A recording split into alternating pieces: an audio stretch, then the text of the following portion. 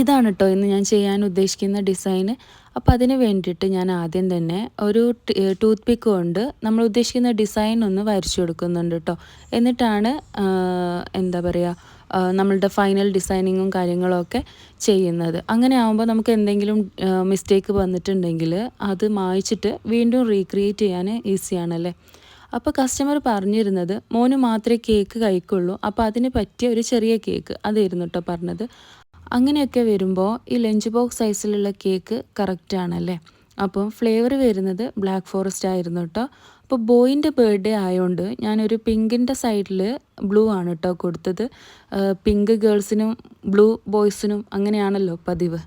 അപ്പം അത് ഞാൻ ബ്ലൂ ആക്കിയിട്ടുണ്ട്. പിന്നെ ബ്ലൂ സ്പ്രിങ്കിൾസ് കയ്യിലില്ലാത്തതുകൊണ്ട് ബ്ലൂ കൊണ്ട് തന്നെ വിപ്പിംഗ് ക്രീം വെച്ചിട്ട് കുറച്ച് ഡോട്ട്സ് ഒക്കെ ആയിട്ട് വരച്ചെടുക്കുന്നുണ്ട് കേട്ടോ. അപ്പം ഇതാണ് ഫൈനൽ ലുക്ക് വരുന്നത്. എങ്ങനെയുണ്ട്?